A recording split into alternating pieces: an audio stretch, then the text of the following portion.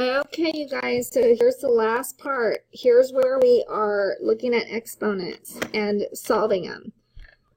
So we know that if we have x to the third power equal to x to the y power, y has to equal 3. Right? These are equal to each other. Do you see that? If I have 3 to the fourth power and 3 to the x power, or x minus 2 power, then we know that x has to equal 6, because 4 equal to x minus 2, x would equal 6. Okay? It's exactly what we're doing here. We're basically just putting these two together, knowing that if the bases are the same, then the exponents have to be, if the bases are the same and these are equal to each other, then the exponents have to equal each other. So this would have to equal this. That's all we're doing. So we've got 4x plus 5 equals x minus 7. Then we solve for x. Subtract x from this side. You get, I'm going to run out of room, 3x. And if I subtract 5 on both sides, so I've moved my x to this side, moved my 5 to that side, I'm going to get 3x equals negative 12. X would equal negative 4. All right. And then to check your work, you just plug it back in. So 4 times negative 4 plus 5, does that equal negative 4 minus 7?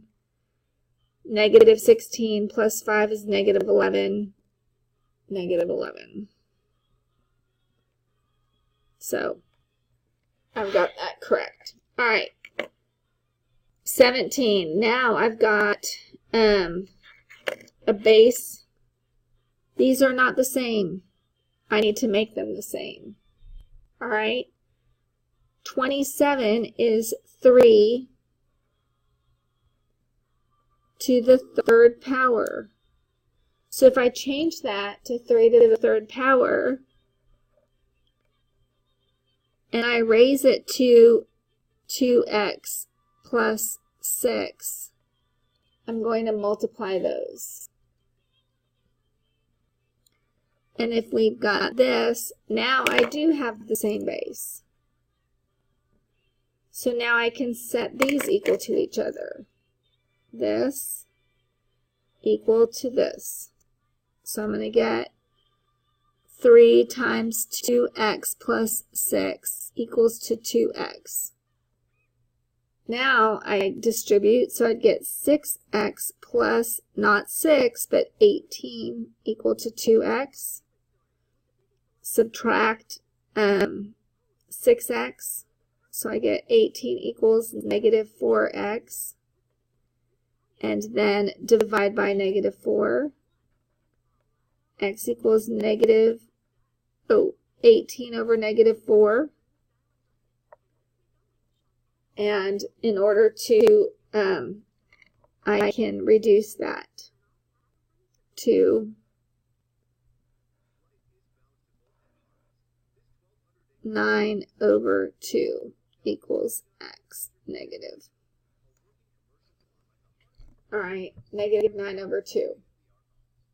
Moving on. Now we do have the same base here. And we know if we have, for an example, x squared times x cubed, we add those exponents. So that would be x to the 5th. So we're going to do the same thing here. We've got 9. I'm going to add this with this because we're working on this side of the equal sign. So 2x plus 2x is 4x plus 4. Do you see that? Equals, now I've got to change this to a base of 9. 1 over 81 is the same as 1 over 9 squared. And we know that a negative exponent is what puts that in the denominator. So we can flip it up and have 9 to the negative 2. Do you see that? So now I've got 9 to the negative 2 power. And I've got the same base. I can write this in orange. The same base. And I can set my exponents equal to each other. So when I set this equal to this, I'm going to get 4x plus 4 equals negative 2. When I subtract 4 from both sides, 4x equals negative 6. X would equal negative 6 over 4, which is negative 3 over 2. Okay, that's negative 3/2. So you've got to get those exponent bases the same. Now this one, the bases are the same. I don't have to worry about that. I've got 2, 2, 2, so that's good. I just now need to add those two together. So I get 3b minus 1 plus 5b minus 7. That's going to equal 4. 3b plus 5b is 8b. Negative 1 minus 7 is going to be negative 8. Add 12 to that side. Ugh, I'm running out of room. 8b equals 12. b would equal 12 over 8. Reduce that. 4 goes into 12 3 times. 4 goes into 8 2 times. Are you with me? Hopefully you're with me. All right, last one, or last two.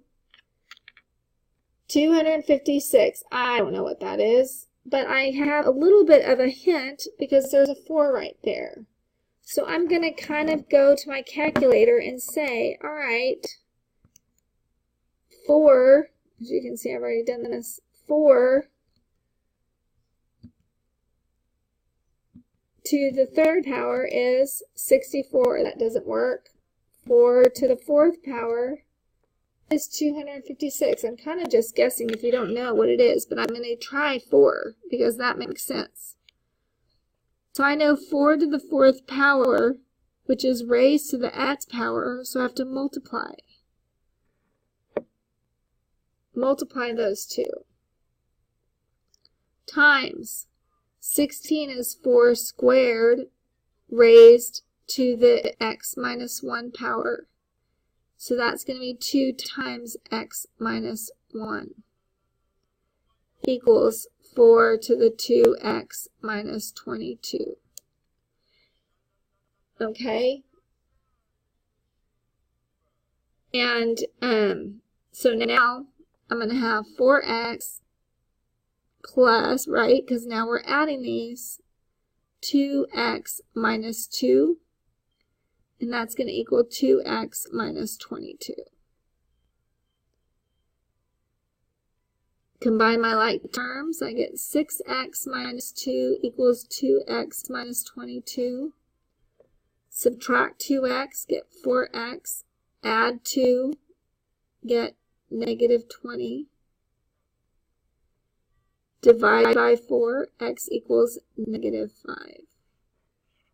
Okay, and just so that you guys understand what I'm doing here, I'm going to flip this over for a minute. If I have 16 to the x minus 1, and to change that to 4 squared, I'm basically raising that to this power. Okay? These are the same. I've basically changed 16 to 4 squared, and now that is raised to the x minus 1. If I have x squared raised to the 4th power, I multiply 4 times 2, so I'd get x to the 8th. So if I'm raising these, I multiply 4, 2 times x minus 1, which is 4, 2x minus 2. So hopefully that helps if you were confused as to how I got all that. You multiply when you raise arrays. I just haven't been doing that step because I think then that overcomplicates it. But I think that some of you might need to know how that works. All right, back to the last problem. Last one. So I've got 49 and 343. And if I took 49 and squared it, that's not 343. So I can look at this and say, all right, I know that 7 squared is 49. So let's see, 7 to the third power, perfect. So that's going to be 7 to the third power. And as we just talked about, when I change this, I'm also raising it to the p plus 1. And I multiply those for the same reason we just did on the back. So this is raised to the third power, and I'm going to multiply that. So now I get 2p plus 2 equals 6p.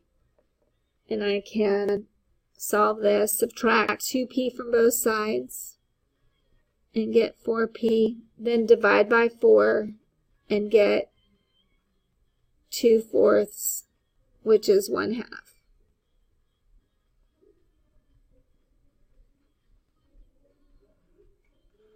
All right. So there you go. I hope that helped. Take care. See you soon.